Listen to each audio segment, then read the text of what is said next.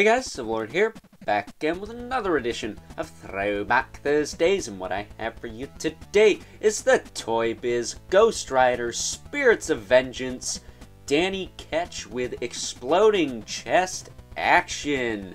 That's right. And before we get into the meat and taters of this review, since I no longer have the packaging for this figure, let's first take a look-see at his two accessories, which are these two glow-in-the-dark chains here. Really cool stuff. Really dig these. Actual chain, too.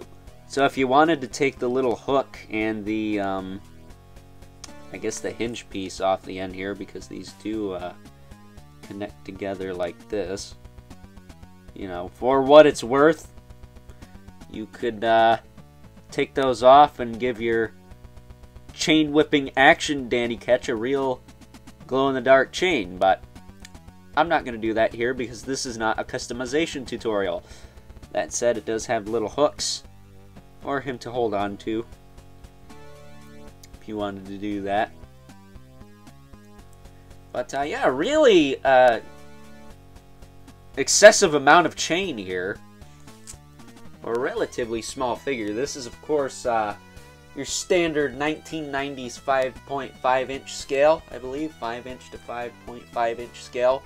So to have that much chain, I mean, let's be honest, the Marvel Legends Danny Ketch doesn't have that much chain, either Toy Biz or Hasbro. So, you know, take that for what it's worth. But taking a closer look at Mr. Ketch here, this is the first figure from Wave 2 of this line that we will be taking a look at for the Halloween season.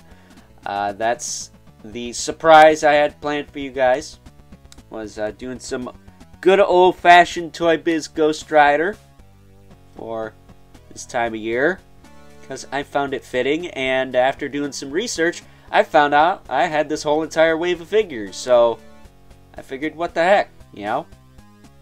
That said, I almost have all of Wave 1, I'm just missing the Johnny Blaze in the trench coat, but I got the Johnny Blazes from this wave, and what better way to celebrate the 50th anniversary of Ghost Rider than to celebrate with some Ghost Riders that aren't, you know, 7 years old? You know what I'm talking about.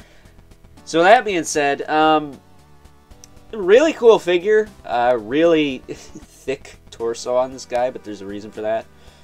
But I like the sculpting, I like the flames around the lower arms and lower legs. It's even got a flaming kneecap there, or thigh there. Not sure if this is based off anything specific, because I do know Danny Ketch gets his crap promptly wrecked in the, I want to say, the Midnight Suns story arc where they fight Lilith and Zarathos, but I could be wrong. I think Vengeance takes over after that. But yeah, really cool looking figure. So as far as articulation goes on here, he's got a swivel in the head, and the two flame pieces, or as I like to call it, the clown hair, are separate, so you can rotate those independently if you so choose. His shoulders are on swivels. Swivel joints there. He's got a single joint in the elbow with a big arse metal pin in there. Or is that a metal pin? I can't tell. Some of these have metal pins, some of them don't. He's got a swivel at the wrist. He's got T-jointed hips, so he can kick out to the side, back down, forward, and back, which is to allow him to ride on the Hell Cycle. Of course, he's got a glow-in-the-dark belt there, which is a separate piece, but I'm not taking that off. He's got a single hinge at the knee, again with a little screw in there. And that's your lot. He does have peg holes at the bottom of the feet, but he can stand okay. Nothing too serious there. That said, it should be worth noting that all the flames and the glow-in-the-dark bits are very much blacklight reflective. This guy shines bright like a diamond in the black light. I'm sorry for that. Just modern trash is on the mind. That said, it should be worth noting that both the skull, the belt, and these chains here are all glow in the dark. So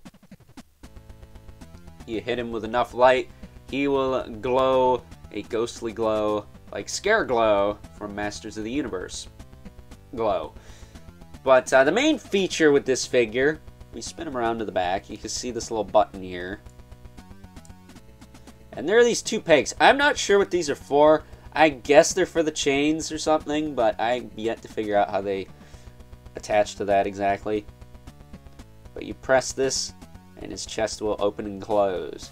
I will say these panels have a tendency to pop off, so we'll take a closer look at what this looks like without those during final thoughts, but that's your lot. That's the gimmick. It's pretty sweet.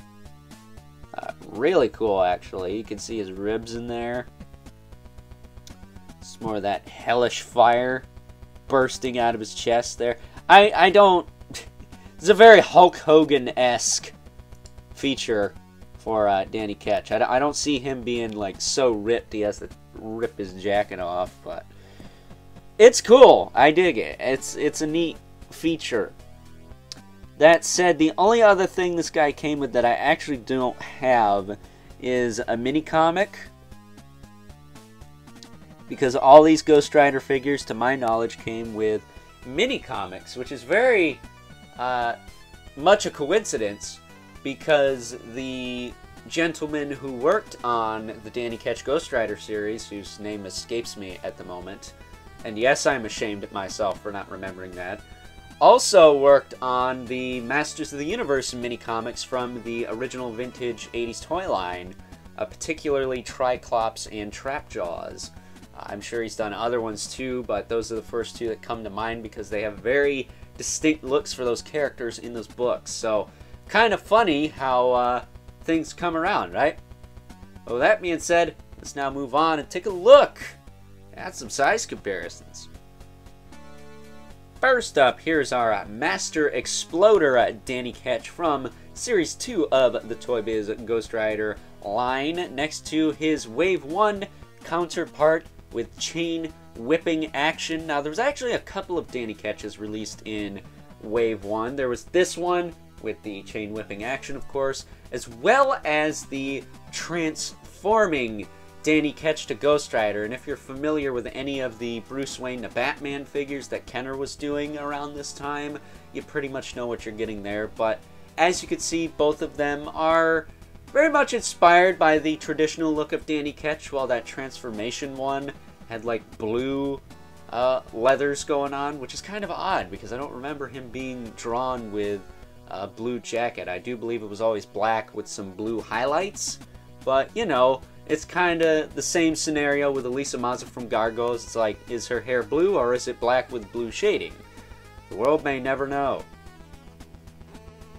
And last, but certainly not least, we have our two regulars, the Mythic Legion's Brother Mandibulus, the 11th Spawn, who as usual, towers over everyone. So with that being said, time to wrap things up with some final thoughts. Overall, and if you're a hardcore Ghost Rider fan such as myself, then this is a definite must-have for you.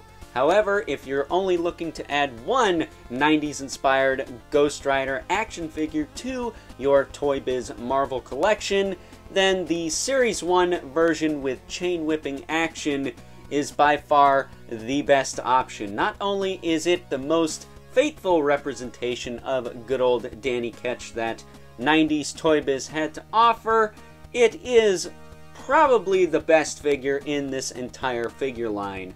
Not gonna lie, arguably one of the best 90s action figures of all time for yours truly. But again, I am a hardcore Ghost Rider fan, so I'm gonna be biased, man. It is what it is. So with that being said, I hope you guys enjoyed this week's edition of Throwback Thursdays. Stay tuned, I got plenty of Ghost Rider Spirits of Vengeance figures coming your way for Throwback Thursdays throughout the month of October. But if you are so inclined, please don't forget to comment, like, subscribe, and hit the bell so you know whenever I upload more reviews like this one. And if you haven't already, please hit me up on Instagram at Overlord Productions. But as always, keep the comments civil, because the world sucks enough as it is, especially when, well, crap, your chest explodes. And until next time, I'll catch you guys later. And before I let you guys go, here is a closer look at the glow-in-the-dark features of Mr. Danny Ketch here, and as you can see, the skull, ribcage, belt, and chains all glow pretty darn well in the dark for a 20-year-old figure, I must say. That said, one of these days I'll have to get myself a black light so we can check out the actual flames glow on these figures, but that is unfortunately gonna have to wait for another time. So with that being said, till next time, I'll catch you guys later.